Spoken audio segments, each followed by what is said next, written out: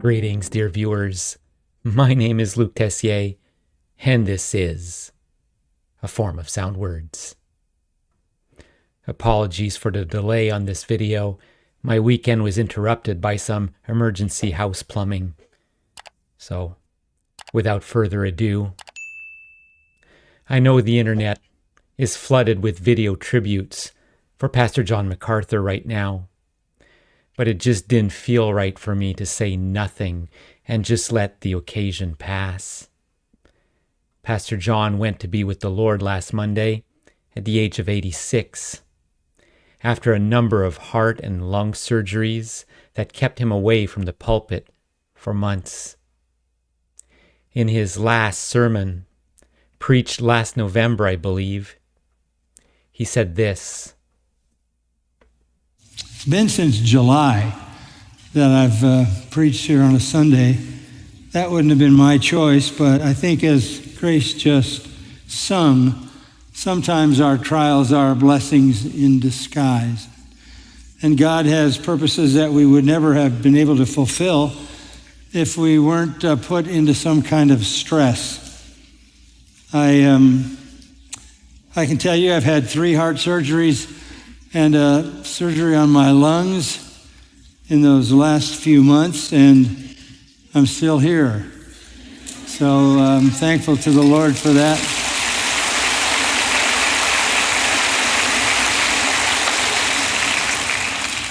And I have so much to be thankful for. In fact, when people ask me how I feel, I say I'm thankful. I'm just thankful. I see the good and gracious and kind and providential hand of God in every vicissitude in my life, every hard experience, every challenge, whatever that challenge may be. I see the good hand of divine providence operating in ways that would never have been possible were it not for the trials. So I genuinely and truly am grateful. And I can be grateful because I know the outcome of everything. The outcome of everything is to the glory of God and the benefit of His children, right? So I want to make sure that I allow my own heart to rejoice in the fact that God will perfect me and will bring glory to Himself through my trials, probably more than any other way. And one thing that I have found is that my thanksgiving has increased, because it's in the trials when you're face to face with things that could easily overpower you and you have no particular control over them at all, that you find your faith is tested. And out of that testing has come an immense amount of gratitude to the Lord. He has revealed Himself in all these issues, all these trials, in so many ways that I can't even begin to count. And I think when you're in a situation like this, for a true believer, thankfulness should be the first reaction, because the Lord is doing His work on the one hand, and on the second hand, you're getting close to heaven. And we rejoice in that reality. Classic. 3 heart surgeries, a lung surgery, 2 years of medical interventions and their associated recovery, all that discomfort, all that hardship. And he's thankful. He's thankful these challenges had brought him closer to Christ and had given him opportunities to be a testimony for Christ in his difficult circumstances. It's admirable. It's heroic. It's what John MacArthur preached and practiced for over 50 years. I've never met Pastor John. My father did when Pastor John preached at a Christian conference in Montreal over 20 years ago. But me, never met him, never spoke to him, never really got to know him personally. But boy, did that man ever have a profound effect on my life. It started with his radio ministry, Grace to You. The Montreal Christian radio station we could hardly get on our AM radio in my hometown would play a 30-minute episode of Grace to You every morning. Then the internet came, and Pastor John, with the help of his trusty partner in crime, Phil Johnson, moved a great deal of his content online. The Spurgeon Archive, theology from a bunch of dead guys, and yes, the full collection of the Grace to You radio program was just a click away. I was in college when I purchased a MacArthur study Bible, where the top half of every page had the scriptures and the bottom half of every page contained lots and lots of Pastor John's study notes. It's been a tremendous help to me in increasing my overall knowledge of the Bible. I haven't always agreed with Pastor John's teachings. There are notes in his study Bible I vehemently reject. There are sermons of his I'm not a particular fan of. Some of his interviews and debates I could do without. But all these are a very small minority in comparison to the rich treasury of books, sermons, articles, and interviews that have encouraged me, taught me new things, and equipped me to better serve my God and my fellow man. One of Pastor John's greatest teachings over the years was exposing the wickedness of the seeker-friendly ministries, a modern movement that did its best to remove anything that could be deemed offensive from the Bible. Sin became that which could cause harm. Out was all mention of condemnation. Humility and lowliness gave way to self-esteem and self-actualization. MacArthur would have none of it.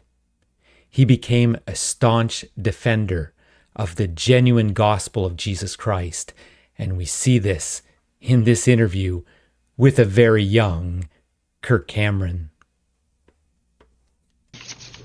You say in chapter 1 here, which is called Tastes Great, Less Filling, that some within the framework of evangelicalism will tell you that Jesus just wants you well, and if you're not well, it's because you haven't turned in your spiritual lottery ticket. If you're not rich, it's because you haven't claimed it. Jesus wants you free from debt, and if you send the televangelists enough money, that act of faith will free you from the demon of debt. Your salvation through Christ is a guarantee of health, wealth, prosperity, and happiness. These evangelicals tell you that Jesus gives you peace, joy, he makes you a better salesman, helps you to hit more home runs, and improves your slice. Jesus really wants to make you feel better about yourself, elevate your self-image, and put an end to your negative thinking. Well, is that not the gospel? That is not the gospel. That is not what Jesus said. In fact, the simplest way to understand the gospel is to listen to exactly what he said the way he said it. And this is recorded in the 16th chapter of Matthew, but also recorded in the 9th chapter of the Gospel of Luke. Listen to what he said. If anyone wishes to come after me, let him deny himself. This is not about self-fulfillment. This is about self-denial.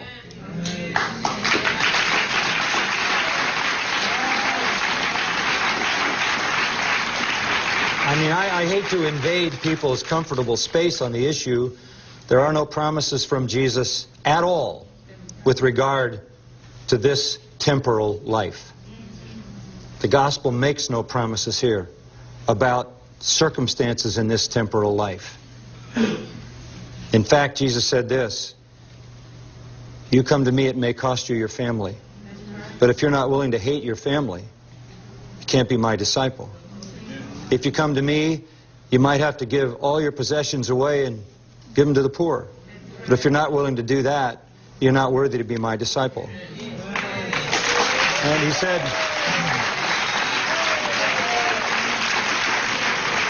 said, to one would-be disciple one day, he said, follow me. And he said, well, I want to go home first and, you know, say goodbye to my family, raise a little money, and all of that. He said, if you do that, you're not worthy to be my disciple. And then he said this, follow me, and keep this in mind. The foxes have holes, the birds of the air have nests, the Son of Man has nowhere to lay his head. We're not going to the Ritz-Carlton.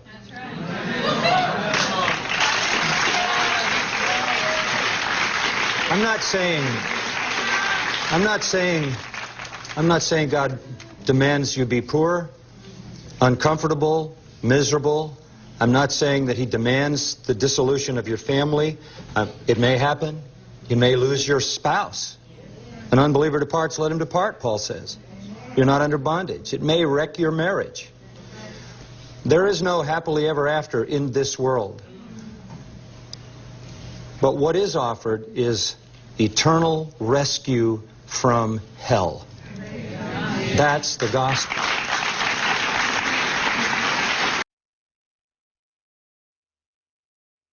It's that kind of bold, giving it to you straight teaching that I loved about John MacArthur. And he didn't just uncompromisingly teach the genuine gospel to people who would applaud him. No. He would give out biblical truths even amongst those who hated him and the Word of God. What, John MacArthur, what if you don't know about Jesus Christ? Who's an Aborigine? Well, first of all, let me say what she said is a reflection of biblical Christianity, so it is accurate. If you don't know about the truth, there's no other way to be saved. That's why the Bible commands us to go into all the world and preach the gospel to every creature. What if someone dedicates their life to helping homeless children or people in third world countries, and they happen to be Jewish, and they don't accept Christ as their Savior? Then they go to hell, just like you and me. Yeah, right. But you know what? There's the law. I believe in the law of karma. What comes around goes around.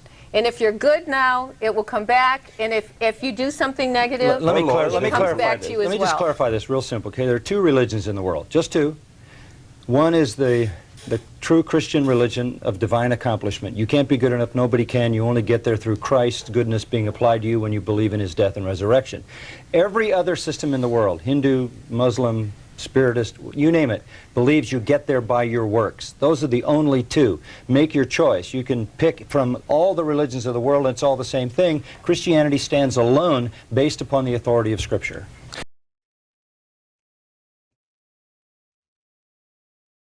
There is little doubt Pastor John was used of the Lord to save and sanctify many of his lost sheep. He and his ministries, the Grace to You radio ministry, the many books he authored, the seminary that he established, were indeed much used of the Lord, and I am grateful, there's that word again, for the 50-plus years of service by John MacArthur. And I pray the Lord of the harvest that he would raise up many others to pick up where Pastor John left off, to continue the work of evangelists, the work of pastoring, the work of writing for the benefit of God's people and for the glory of God. Now, to close out my personal tribute to John MacArthur, let me share with you a little anecdote a pastor shared with me. Many years ago, my church received a letter from a missionary that we were supporting in eastern India. The mission was growing, and there was much to rejoice over. In the letter, the missionary mentioned a need for theology books to help with sermon preparations and Bible instruction. My pastor at the time remembered seeing a whole collection of theology books by John MacArthur for sale at a huge discounted price in a Christian catalog. Problem was, the sale had expired. This would have been $500 worth of books for sale for $250. My pastor decided to call the vendor to see if he could still get the discount. He was told that the discount wasn't from them really. that it was a limited time discount offered by Grace to You, John MacArthur's ministry. The vendor said he couldn't discount the books, but perhaps if my pastor called his contact at Grace to You, they could offer the discount. So my pastor took down the contact and called a man at Grace to You. The man was very sympathetic, but said he didn't have the authority to sell the books at discount, that he would need to make a request to the heads of Grace to You in California. The man told my pastor to stand by and that he would try to get him someone with authority to call him back. A few days later, another man, this one from Grace to You in California, called my pastor and said, "Good day, Pastor. I'm calling on behalf of Grace to You and would like to get information on where the MacArthur theology collection is to be sent." My pastor, puzzled, stopped the man and said, Whoa, I didn't pay for anything yet. I've been trying to get in touch with someone who could tell me whether I could still get the book series at a 50% discount." The man cut my pastor off and said, Sir, I understand what your request was, but I'm asking you, where shall I send these theology books? Free of charge.